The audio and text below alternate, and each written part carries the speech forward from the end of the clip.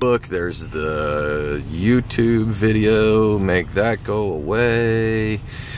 Alfred, thank you so much for joining me. Hey. Formalities and all that good stuff. Hey. How's it going? So we're live on Facebook. There you are, and there I am, and yeah. So there you go. I'll turn this so you can see. Oh, I didn't know. So we're all live. I didn't know people could see me. Yeah. People got their peepers on. So I think that's everything. Facebook's on, YouTube's on. Alfred Ward. Fuck yeah, man. Thank you so much for being here. This is great. For those who don't know Alfred, I met you through the stand-up comedian scene, but I understand you do video, and that's what we were just talking about. Yeah. Because you have just made a resolution to not buy any more video gear in 2018. No, not at all. Not at all. So far so good? Well, no. Actually, when I decided to start acquiring hardware, because I know hardware is quite a commitment, because hardware changes. It's limited by the cycles when a new generation comes out. Yeah. But the new hardware comes out faster than new software that processes it. So it's just incredible. So it's like I bought a camera. I started in 2012. Maybe, and my resolution was to spend $100 a month, because I knew it was going to take me thousands of dollars to reach my goal. And even if I spent like $400 on like the body of a camera, I was like, okay, I'm not going to buy anything else for another 3 months. But then here it comes around again. I'm inside of my 4th month. I'm gonna spend $100, but I might buy 2 items. I might buy 1 item. I might buy 3 items, and that's how I built up my supply. Over years, I did this, and that's smart. Yeah, it's about a year ago. I did about maybe about $2,500 worth of purchases in 1 year, and I decided I'm gonna slow down after that. Since then, I've piecemealed it, but the only thing I really would want now is the Steadicam. Yeah, even just a handheld, or maybe a gyro. Gyro would be on top, that'd be a couple $100, but I probably could get a very simple Steadicam. You can build one yourself, but I'd just go ahead and get a very simple one for about $100. That'll hold my camera steady enough to give me the effect that I really need. Nice. Because I want to get the harness, but that's like a $500 investment. But I'm not really shooting, maybe for a feature film, but by the time I'm shooting a feature film, I'm going to have a feature film budget. Yeah, I'm going to have a feature film budget. Well, for people who want to see the films that you've already done, where can they go to see that? Just to catch people up on, we are not talking amateur stuff. You are a professional videographer and direct stuff here in Mobile for shorts, for some kind of music or some kind of video festival. What is it? I like to imagine myself that I am. But the thing is, I have a weird philosophy. I feel like everything that you do, if you envision that you will be doing it for some type of monetary gain, some type of wealth exchange, some type of value added proposition, that you're going to see some type of wealth creation. And so like my videos, I've always from the start insisted that everything in it was original. All original dialogue, all original music, all original everything, every image, even if I had an image, I take an image and use another image and I morph them together and I change the color. Even before I learned graphic design, I always made sure everything was original, and twist it around until I got something I was comfortable with. Even if it made it simple, the simplicity always helped it carry. Because, if you watch something that I do, you know that it's, okay, this is a sci-fi thing. I got it. I'm bought in. I'm telling a story right now. And it's the different elements that I add that tell a story, and those elements cost money. I can tell you a story right now for nothing. Somebody right now can listen for nothing. But if I spent $250 making a video and getting props, and I did all these things, and I made sure all my actors ate and everything like that, I made sure people got gas money. It's insane, because you want to go ahead and do it right. Because when you do it right, you have an appreciation for it, and when you have an appreciation for it, you want to share it the right way as well. So my videos on Amazon Prime, a lot of things that I work on outside of my own projects, they are for like the film festivals, with what I do it myself or I do it with friends, and because I already do stand up, right, and I also do spoken word spoken word. So, so there's already so many things I do. When I pick up a camera, I'll take prom pictures for people. I'll record your wedding or maybe your birthday party or something like that. That's fun. But I also stay up all night sometime on binges so I can take pictures of sunsets. Nice. Over beaches, and it's insane. I'm a shutterbug. I probably have taken like 200,000 pictures in the last 4 years. I take pictures. I'm insane, but I like the videos and I like being professional with it, and so I distribute them professionally. But I got a few on awesome. YouTube. Like people always ask me about filming with your phone. I say everyone has a dope phone. Like you can create videos with your phone. Just make sure you get good sound. Either get a good sound recorder or record some sound independently with your phone, and you can probably mix it in later. Because your phone probably has a good microphone too. But I use those for like YouTube, things like that. Like I'm not just gonna YouTube ain't shit. I'm not gonna put something I invested time and money into on fucking YouTube. I'm gonna do something I did instantly. I'm gonna do something that was current, that I used the current technology available to me to broadcast to something that's also currently significant. This isn't the channel for something that you spent months on. Sure. This is the channel for this. This is the channel for, hey, I've made entire movies with my phone. Where are those movies? On YouTube. Makes sense. Yeah. Makes sense. Yeah. They get Marvel spins. Universe does not come out on YouTube. Yeah, and I think it's great. I don't know, there's so many different things. I'm pretty out there, man. I can't really, it's not that I got ADD, I have overconcentration disorder. Well, the thing is, like, I just get so zoned in that after maybe about an hour and a half to 2 hours or so, I just break myself and I go into something else. And I just go into that because I believe in, like, just offhand principles of, like 40-hour rule, 400-hour rule. I don't believe in the 10,000-hour rule. I believe it's a 4,000-hour rule. Oh, yeah? Do tell. Yeah. Well, the thing is, if you initially get into something, you want to find out, what it takes to be a thing, and a certain idea, entity. Like, say, somebody out there right now, like, they look up and it was like, yeah, I did spoken word poetry for like 10 years and then I transitioned to being a comedian, and I was still able to, not rise, but get to the point where I was recognized as a comedian and I could do things as a comedian and I, function as a comedian as well as being, I did as, in filmmaking as well. It's because anything that you want to achieve, first thing you do is spend 30 minutes to an hour researching it. First thing you do. You find out all the wealth of information you find out there's a lot in your close proximity, in just an hour worth of research. And so you can engage in that. And I always say, if there's anything that you really want to do as an entity and you find that thing is not happening in your environment, go to the place where there are the people are at that engage in the thing that you would like to bring into your experience. Because that's how you engage in the experience, because you go into a place where the experience is already happening. So that experience has no choice but to transfer into your experience. Makes sense. Yeah.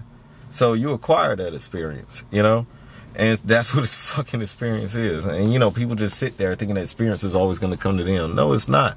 And so the more you participate in that experience, the more you know about that experience, and that in like experience of like memories and the things that you engage with, and, memories and things you engage with, or thoughts of physical things that travel through your mind. Physical things have mass. Things that have mass have gravity. Those things become heavy. Those things attract more things to it that come from that experience. And as you know more about that experience, when you talk to people that also have that similar experience, you can extract information out of people that have similar experiences because you have shared experiences. So now you talk in a completely different language than the other people around you, because you having a shared experience, a shared history with those people, and you can glean more opportunities out of that experience according to your sophistication and in operating inside of that realm.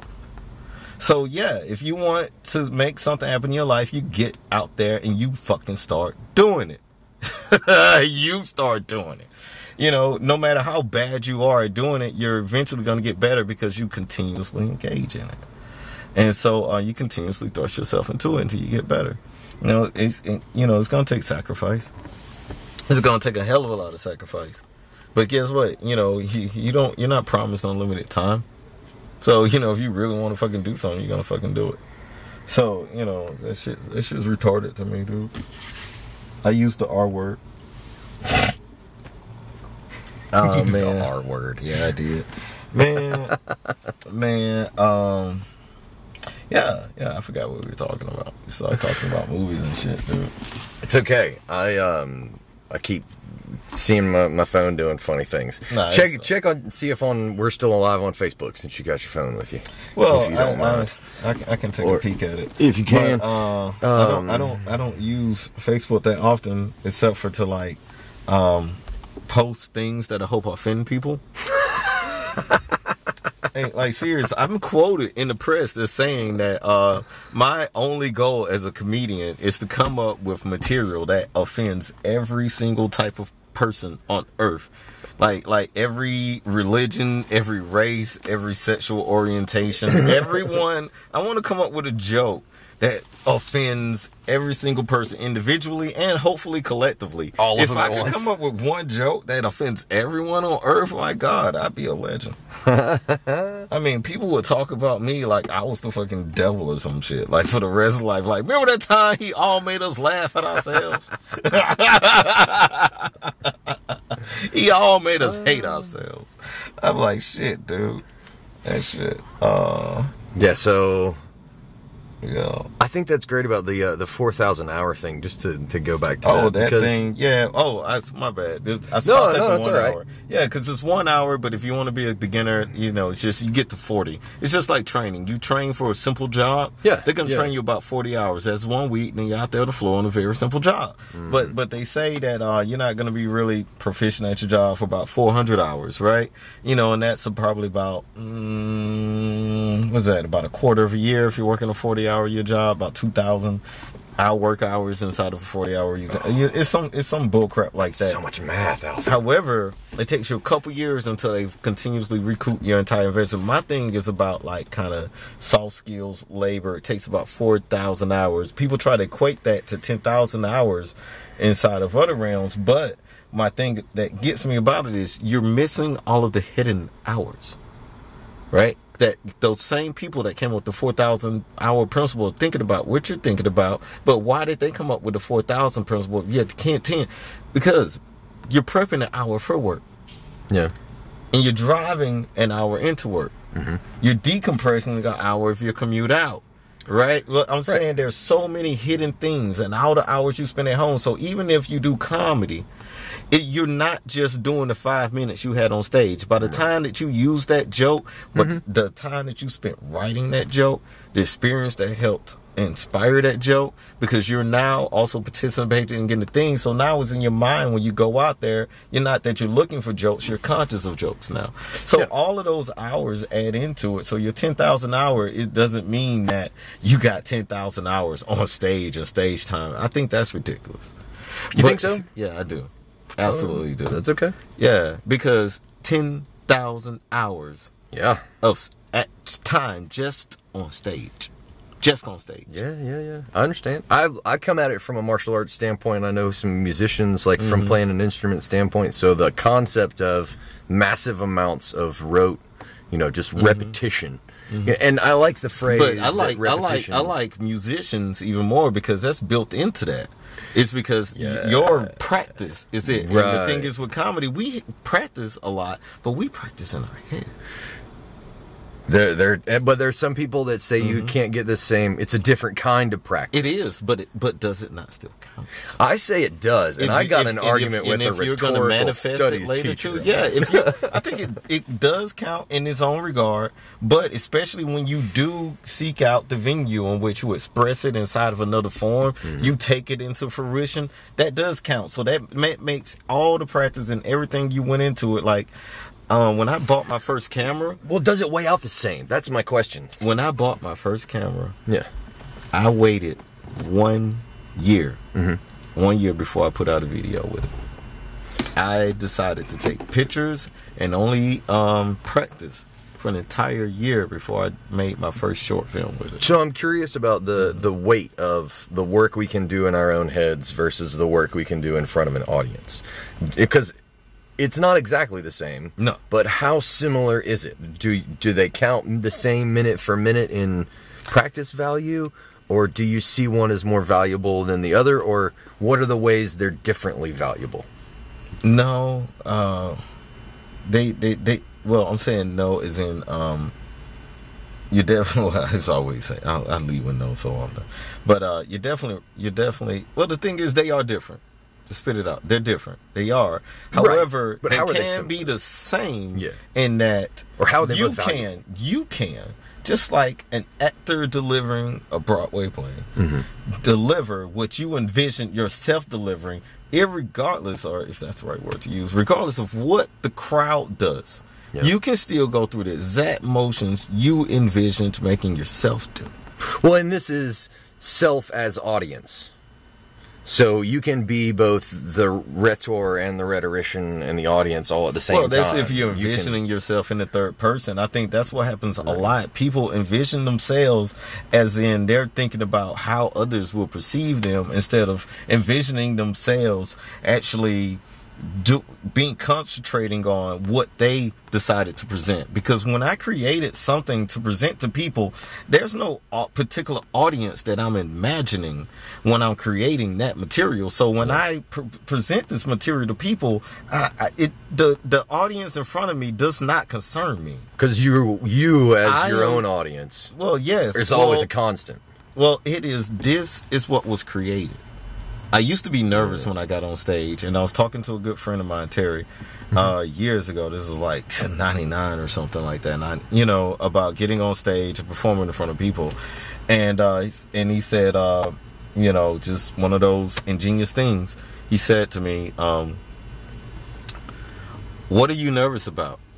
Are you nervous because of what you think people may think of you? Or are you nervous because you think that the material you prepared isn't worthy to present to people? Are you thinking about your material, or are you thinking about yourself? That was the question, and I was like, that's why you my boy. Because if I said that independently myself, and I said, and I just wrote like, hey, I would like to share this. This is something I would like to share. And when I get the opportunity to share that, I want to share this. It's a lot of, I think a lot of inborn fear, it comes from when they're like, oh, there's people looking at me, or people thinking, oh, there's no one here. That's why it doesn't matter to me if there's 500 people there, or there are 20, or there are 2.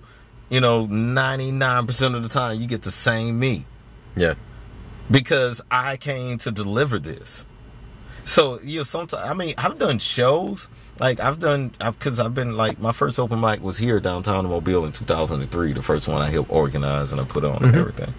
And it was called One Mic, because it was an open mic for anything that you could do with just one microphone, regardless of your talent. That's a good idea. Yeah. I like it. And so, but ever since then, I've done so many shows. Like, I've done shows with no one there. It'd be me and the bartender, and I'm running the tab anyway because I'm already 4 beers in, and the bartender's like, hey man, no one's showing up tonight, huh? And I was like, hold on, I'm setting up my camera. Oh, you gonna do that thing again, huh? And I do like 25 to 30 minutes by myself, no one in there but me and the bartender, and he's still bringing me drinks because I didn't give a damn. And I put some of those videos up on YouTube. That's great. Yeah, but I advertised that I had spent my $20 in 2008. I don't know when this shit happened, and nobody showed up, and I had put out flyers, nobody showed up. I didn't give a damn. I was gonna perform because I perform. Yeah. And if I don't perform, I'm not a performer. I'm a performer. So when I go somewhere, I'm gonna fucking perform. Doesn't matter if anybody's there. I count rehearsal as performances because I'm performing. That makes sense. Yeah. That makes sense. It's insane to me. Because it goes into the repetition count. Exactly. Because there's it goes the into next. the experience field. Yeah. Yes. And you draw on all those experiences like muscle memory for your brain. Yeah. And that's one of the reasons just talking through something doing it out loud and doing it on a microphone in front of a crowd is more memorable for me, but it doesn't mean that all of the times that I'm alone that it doesn't count and that it doesn't matter, because in all of those times you come up with all of the possible answers. Yeah. And those become tools to put in the tool belt, and they're just one more thing that you can pull out on a moment's notice. Yeah, true. You know, and say I get into some brain farts sometimes because, like, pretty much every single moment, if I have a moment to pause, I think of like the 10 most likely scenarios that could occur from anything that could happen at that moment. And then if I get another moment to pause, I think of the 10 most likely scenarios for each one of those 10 scenarios. And then if I get another moment to pause, I'm gone. You have to bring me back. You have to bring me back. You can't give me 3 moments. I'm the same way. I'm the same way.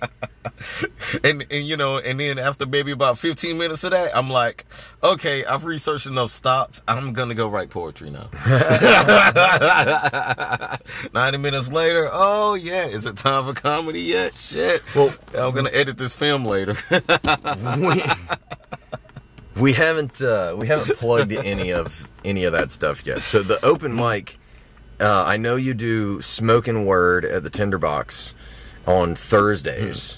Yeah. What other stuff do you need to plug real quick to get the plugs? You can just go to alfredward.com. There you go. And follow me. That's what I'm looking for. I can't really remember all of them. No, I can't at all, because I can just plug everything.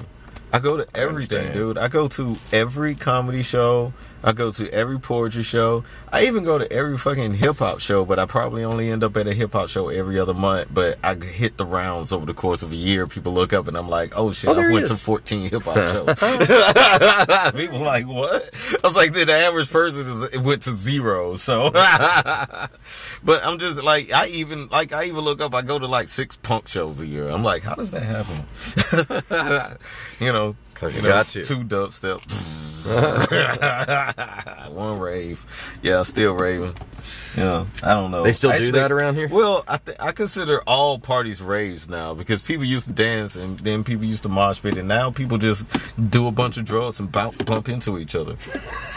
I mean, that's what the rave was all about. Isn't that what they've always done? Yeah, doing a bunch of drugs and bumping into each other. And you know, with the Molly shit and everything, I was like, no, everybody's doing drugs. I used to have to go to the restroom.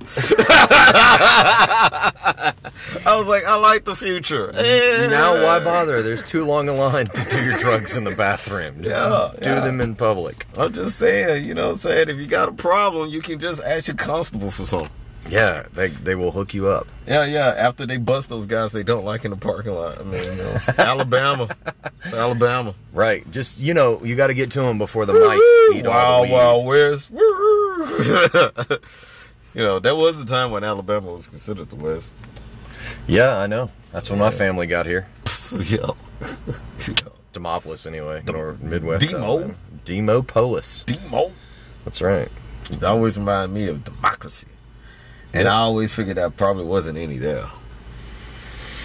Well, it depended on who you were.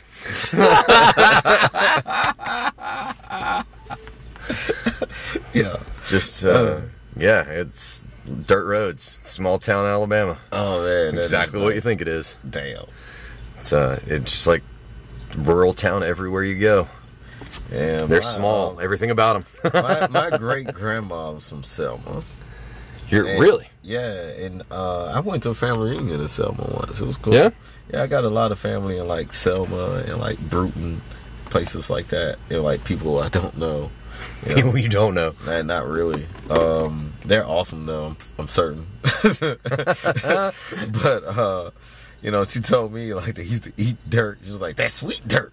That's sweet dirt. Ooh, I used to be like, y'all eat dirt, man. I was like, man, y'all was hungry, man. I was like, y'all were like animals. You're animals eat dirt. That's intense. I thought so.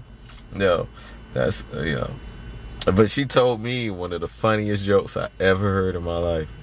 You know, because she was born in like 1910 or something like that. Yeah. So like when the Great Depression and World War II and all that stuff happened, I was like, she had memories. Her brain had formed. She had real memories of these times, Pearl Harbor and all these things. Even when I was 12 years old, 11 to 12 years old, I thought this woman that was born in 1910, this is like a treasure trove of information of recent modern history. And she's old as shit. I should ask her questions. Yes, I loved her should. to death, right? And I asked her, what was the Great Depression like? You know, and the thing is, didn't really thought about it. She was illiterate, right? Really? Yeah. Well, either that or she had went blind by then. She was in her 70s, you know. But I asked her, you know, actually she could do math. She was illiterate.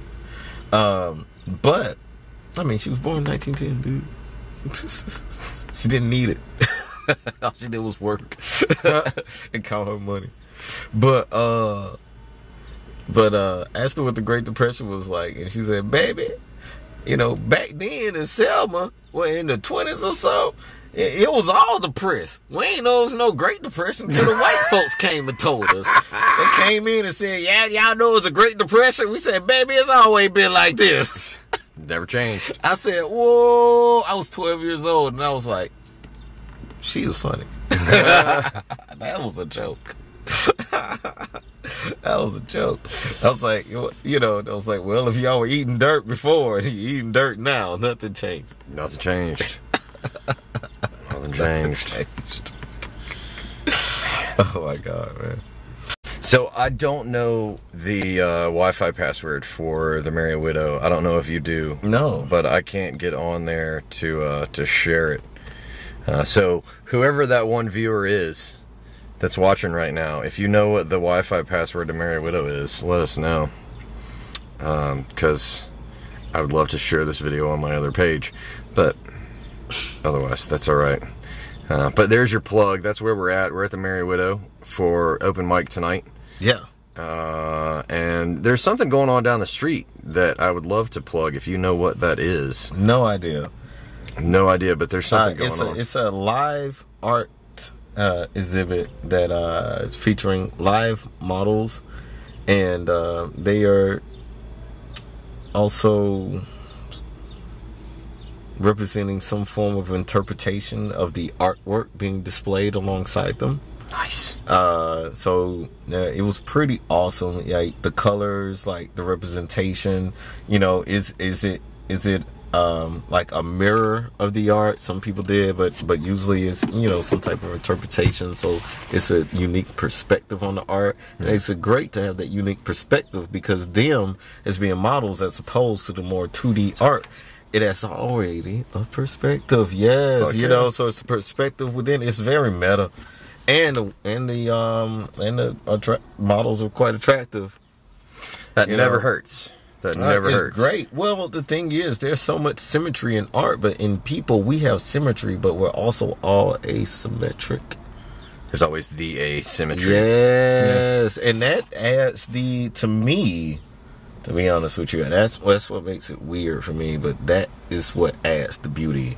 That's what adds the different to life. Because if we were all the same, then there would be no beauty. So we all need differences. We all need ugliness. But it's only ugly to ourselves. To everyone else, they barely even perceive it. Some people don't see it at all. I usually don't. But I am aware of the differentness, and the differentness is uniqueness. You know? Mm-hmm. Yeah. And it's I don't know, it's crazy. I like to tell people, it's like if they come into like the workshop or, you know. What workshop? The Spoken Words. What we do is it's a workshop. It's a writing workshop before we do open mic. Oh, I didn't know that. Okay. Yeah, because we're doing spoken word poetry.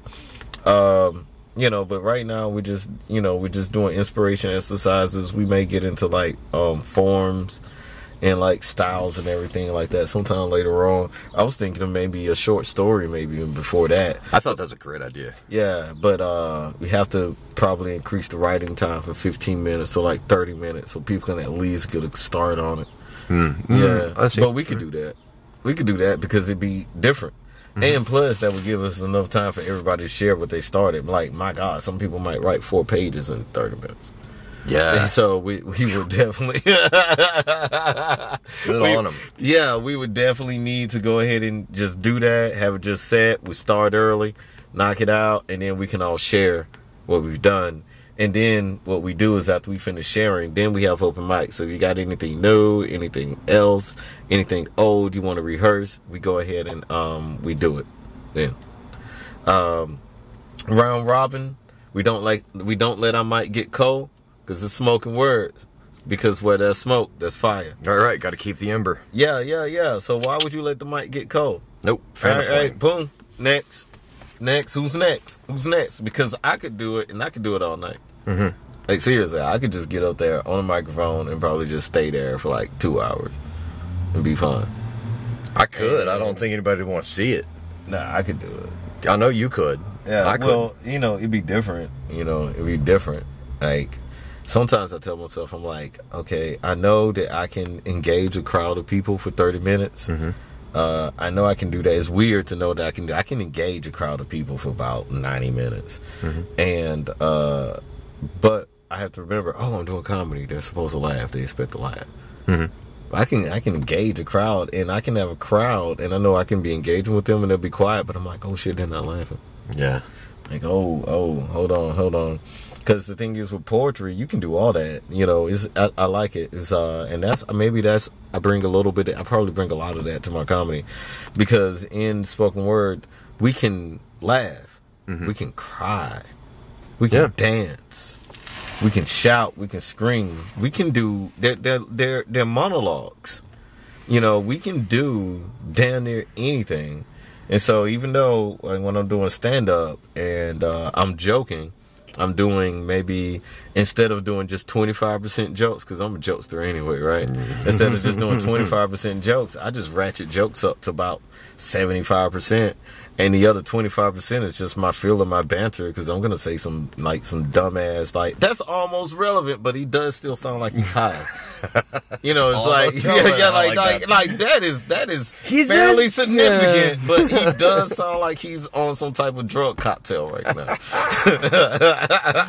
I don't know if I should discredit him or I think praise for me, him. it would be shortened to, you know what, he almost sounded sober that one time.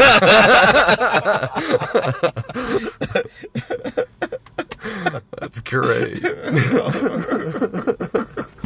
But it's like you said, man, if you don't keep it coming with one thought, two thought, three, I'm out. Yeah. That's like if you ever see me do this, my brain is like, it just buffered and it's like booted up another software program. Right, It's like I have apps in my brain and it's like, boom. Like you are not buffering fast enough. Oh shit, I should go take pictures. Taking pictures now. People are like, Everett, what are you doing? Huh? Oh, you guys thought that I was with you because I was standing next to you. No, I was having an individual experience inside of the greater experience. I was traveling. I'm gone now. I call it ghost mode. I love it. Ghost mode. I call it autopilot. Really? Yeah. Oh, I love the autopilot. Yeah, the autopilot man. is the buffer. My buffer broke recently though. Not broke. Like it would need, like, I don't know. It got fucked up. I'm working on bringing back my give a damn broke. God. Like, you remember that? I'm sure you remember that. Yeah, saying.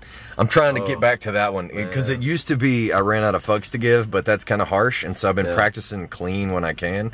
And I like that old saying of my give a damn just won't get up and go, or whatever it is. However quaint you want to make it, but dude, I like it. I like it. I miss it. I had a 2-hour buffer when I was 18. I thought it was impressive. I could be around anybody for up to 2 hours. Before I was like, fuck this shit. I can't be around me for 2 hours. Dude, like, I had an impressive buffer. Sit quietly for 2 hours. Nobody can do that shit. After my divorce, I pretty much discarded that. Wow. I learned to control it, and I got into entrepreneurial things because you have to be able to vet things so you can get to more significant things that, you can get to more real things faster. Mm-hmm. But, after I went through my divorce, things got kind of quirky. I did something absolutely insane. I think I developed like a 3-month buffer.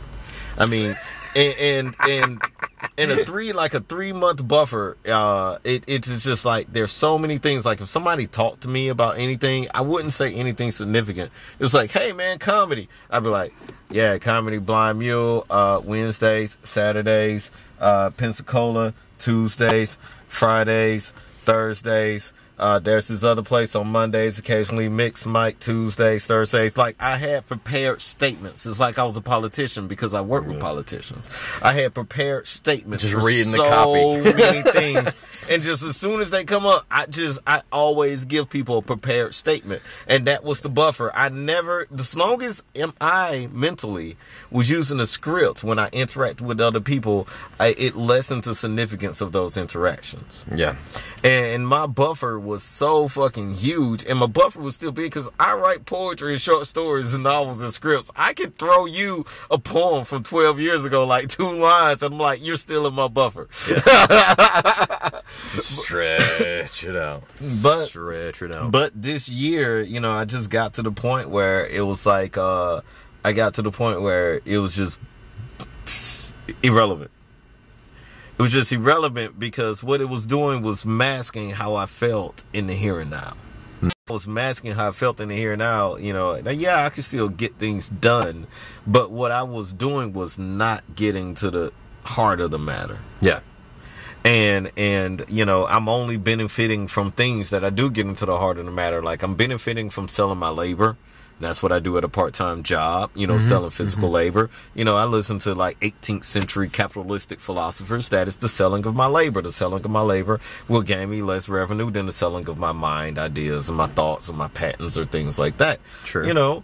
And so I know what I'm doing, but if I'm not mentally engaging at the moment of focus, to the best of my ability, I'm only going to get what my buffer supplies me from that moment. So if my buffer has a 60% success rate or 65% success rate, and God, unfortunately, maybe in certain scenarios, a 35% success rate, but luckily I'm not dead yet. But that is only what my buffer could give me because I'm not fully engaged. I'm throwing pre-formatted things inside of a real now. You can't throw pre-formatted things out in a real now all the time because, like you say, you're rehearsing your head, but it's not the same as the real now. Right. That's why you also do the real now.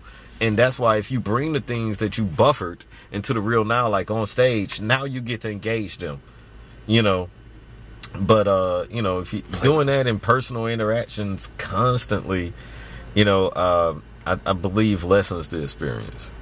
And I just got to the point where it's like I stopped really caring. Like you say, my don't give a fucks. I ran out of fucks or whatever the fuck. I stopped really caring about, I don't have to keep people laughing while I'm in line at the grocery store.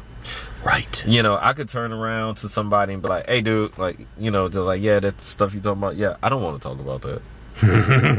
I don't have to change the subject. I don't have to do that shit. Yeah. And I'm still going to have jokes when I show up later to the comedy show. Yeah. Because I have a book of 1,000 jokes that I've written. I'm going to have jokes. I don't have to be jokey guy while I'm buying, tampons and orange juice. Hey, Annie. It's like, hey, they're like, hey, look at dude's cart. And I'm like, yeah, man, my girl, man. Yeah, she's a dog. These are doggy tampons. It's doggy diapers. That bitch bleed. You know what I'm saying? Dogs bleed. Horrible. Dogs bleed, man. I didn't know that shit, man. Because I always had male dogs. Until I found out that the dogs have like periods and shit. I was like, I was like, whoa, that's what it's like to be a mammal. Ta-da. I was like, being a mammal is not that special. I was like, God damn it. I thought that, like, humans are special, but I was like, I didn't know, like, there's so many things that we have in common with other animals.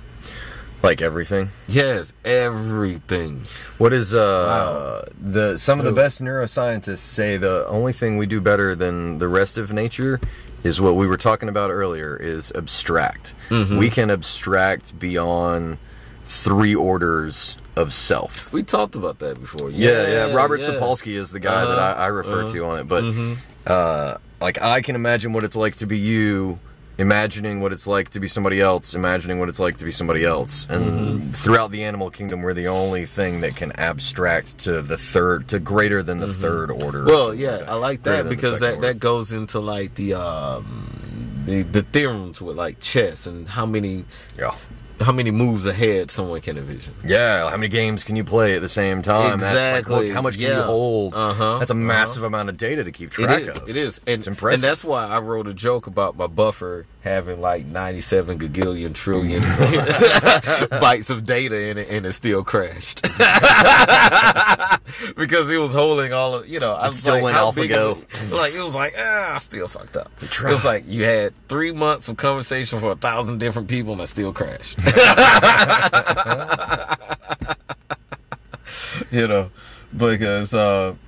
because sometimes it's like I ran into a few experiences in 2018 that made me want to concentrate all my attention at the moment. And after I did that a few times, I kind of got hooked on it. Yeah. I got hooked on the idea of I'm not being apathetic. I am being fully engaged right here, right now, and I don't care what else be damned.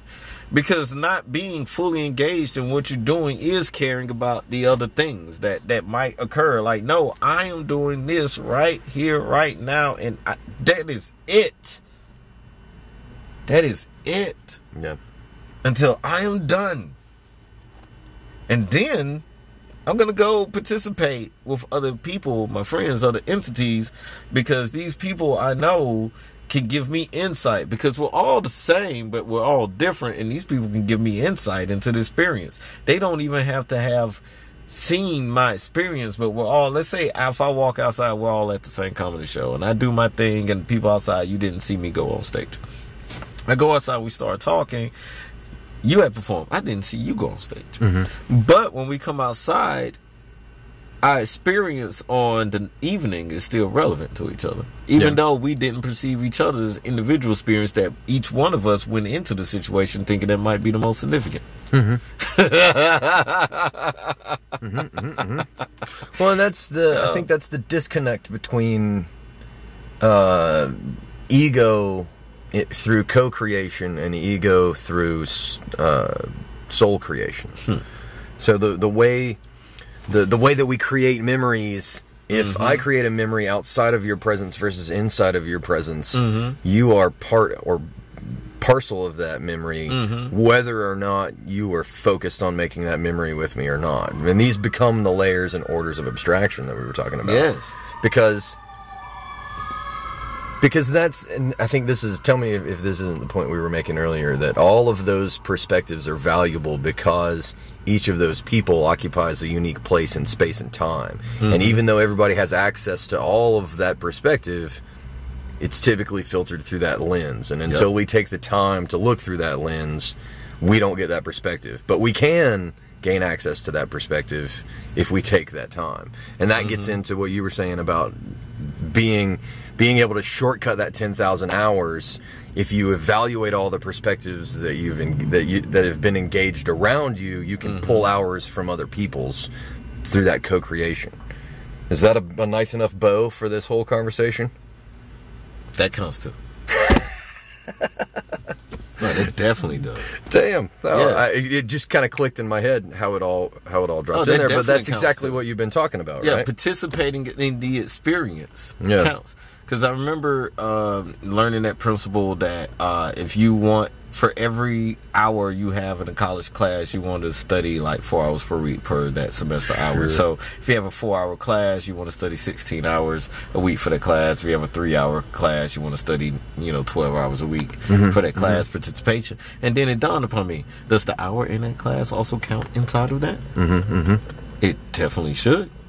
Because that is, our inside of the experience of participating, in gaining expertise on that idea. Because think about it, like you're just saying, you being at the show, even with you talking outside of the show, us sharing ideas about the experience, about the perspective that we experience, and in regard to also us viewing each other, creating the perspective, in regards to your own individual perspective per stage. And now because of the juxtaposition of all of these perspectives that you hear about, even if you don't, like I just hear you talk about your perspective of all, you were just at the exact same point. You know, so it is a reflection of mine. So it's going to give me another opportunity to glean from something on stage. This is how he felt about the stage. Right. Oh, he just talked about, this is how he talked about the guy in the red shirt. However, I also knew that guy was sitting in the red shirt. So this is how he felt when he looked left. But I can remember how I felt when I looked. Yeah. And so now I can get that juxtaposition. And so you definitely can glean more information, you know what I'm saying, inside of study. There is participation, there is practice, and also study. And study goes into the hours. Yeah. And that's the fest. Because manifestation is the key. It is the ultimate result of you scientifically testing what it is that you learn. Well, and doesn't this cut to the chase of active participation or active practice or practicing well as opposed to just practicing poorly? But when you apply that presence of mind to being present in a positive way as opposed to just trying to force some kind of presence. Practicing poorly is mockery. Scourge. It's mockery. Practicing poorly is mockery. Because practicing poorly means that person isn't maximizing what it is that they do. And not maximizing what it is that you do is when you don't appreciate what you are contributing. When you, like just because everyone else is energetic and you want to be deadpan doesn't mean that you have to go out there and just, half-ass your deadpan because you're not doing the norm, because you're not doing the de facto. You can still go up there and do the best fucking deadpan that you can envision.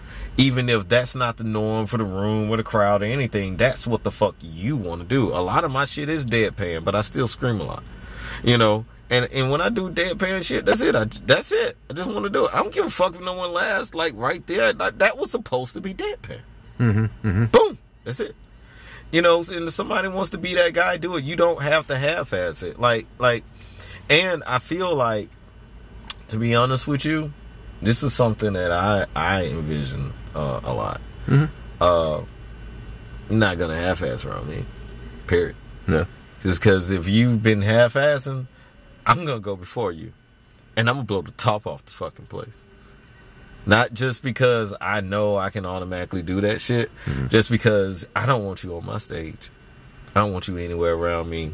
Because if you keep coming up here half-assing, you're gonna run people away because people feed off your energy. People already be either paying to come here, or they decided to come here and it's a free night of their own free will and they want to enjoy themselves, and nobody is going to enjoy themselves watching somebody not give them their full effort. Yeah, and devaluing their situation, because they're going to do something that devalues that experience, and we all have limited time. So why, if you want to devalue your own experience, do it on your own time. Don't do it on other people's time. So I'm going to go up there, and regardless of whether I say I killed or people say bomb or whatever, no, but I'm going to go up there before you because I'm conscious, and I'm going to give it every ounce that I have. I might only be up there 5 minutes, and I will leave the stage soaking wet to let you know before you get up there what it looks like to see someone go all out in front of 5 fucking people. Right. Go big or go home, right? Yes. And so you either have the choice of going up there again with your half-ass shit, and these people going to look at you like you're a fucking idiot because Alfred just gave them everything that he had. Yeah. Everything that he had. Yeah. And what the fuck are you doing right here, right now? So you either can get the fuck off stage right now or be that fucking dick, and you're not feeling good energy right now. You ain't going to come back. You're not. Or you're going to try. And a lot of times people try because you got to be up for that challenge. And I started a lot by signing up to go after the good people. Who's good? I wanted to feel that insecurity. I wanted to be that guy that was like, oh shit, they just killed. I want to go after them. People thought like, oh, that's easier. You get the right to wave. No, it's not. People think that. No, it's not. You get some cheap laughs, but you can take that higher. Or you can take it lower. But it's the insecurity in you. Like, if you ever feel, oh shit, they killed. What would I say now? How would I lead in? That's when you want to go on stage. And I've heard you talk about the same thing other people in comedy talk about, challenging yourself, and that's one of the ways that you've expressed to me before that you challenge yourself. Is for a while you were telling me the story about picking a spot, like you would go first for a while or you would go last, and that was just your commitment. And you're like, that's the spot I'm going after. If you didn't have some other plan in mind, but doing something challenging like that, Yeah. like being the first one up all the time, All or the being the time. closer at Yeah. an open mic all the time. What other ways do you find that you not only challenge other people by kind of throwing down the gauntlet and you know, all boats rise with the tide kind of thing? How else do you I'm just concerned with my challenge boat. yourself? Yeah, that's what I mean. Like, how else do you challenge yourself? Well, to be honest with you, dude. Well, I'll keep saying that. To be honest means that you're lying. But one thing that I actually like to believe is that when I really started comedy, one of the reasons why I really liked it is because I wanted to do something that I wasn't good at. I wanted to try something new. I wanted to try a new art form. I wanted to get into something that didn't take anything but my time, because I was going through a lot of shit and I didn't have a lot of money, but I had a lot of time. And it was something I had kind of tried before and I really enjoy it. And so it's like, I'm an author, so I can write some stuff and I can go up here, and I've spoken in front of thousands, maybe millions of people, so I could do that, right? It wasn't that easy. And I kind of, it made me feel good. Every little time I got a little bit better, I did a little bit something. I actually found out how to write a joke. But actually what was funny, I got more laughs for the things I said in between the things that I had written. And I found out, you know, not, I would say that was my voice. It was just that, you know, not freestyling. It was that I can talk about the painful things. Yeah. I can talk about the difficult things. Like, I'm trying to write a joke about something, you know, racial or whatever, and a joke might come across weird or people just like get butthurt, but I can go in there and I can make a twist on it. Yeah. Right there. And I was like, no, I shied away from it. I shouldn't shy away from it. That's what I'm saying. I can go ahead and go in on very difficult topics. Like the other day, I came up with a new joke. Now I'm going to deliver on stage. I guess I'll deliver here right now. We're still streaming, right? We got 2 viewers, so. 2 of them? Yeah. So you can hear this joke. Is it okay for me to dead name the Boy Scouts if I was a previous member? I don't know. I just feel like I have part ownership inside of that experience. But if I can't dead name the Boy Scouts, does that mean I can call myself a trans scout? It sounds a lot like Transformers, and that sounds a hell of a lot better than Boy Scouts, I'll tell you the truth. Like, when I was 10 or 5 or whatever, you told me I got to be a trans scout, I'd be like, sign me up. Fuck that shit. That shit is funny. Oh, man. But it's difficult. What if I want to be a Decepticon? Well, but my thing about it Can't is, call them Girl Scouts anymore. No. Because it's the trans scouts and the Deceptive Oh Scouts. my god, the cookies. I'm sorry, I ruined your delivery, but I had to toss that was in. good. That was good. That was good. That was delivery. Because see, this is the thing: is the joke isn't about the Boy Scouts or the Girl Scouts. Right. The entire joke is about how can I diffuse the term dead naming. How can I get you to laugh at the term? How can I take it away from you? Yeah, take away the clinching, take away the negative connotation from the word to words dead naming. Yeah. I don't think that should be a big issue. I think we should talk about what this concept now means as a society. Yeah. However, the Boy Scouts not being an entity, but they're changing their names to the Scout gives the perfect opportunity, because I was a Weeblo Scout, Troop 205, for me to say, is it okay for me to dead name the Boy Scouts? Right, or did that part of my life just not exist? Exactly. Like, you can't just take away that part of my life. Entity. Right. I mean, like, we all read Kenneth Burke. We understand the meaning of naming things. Oh, can't just steal someone's power.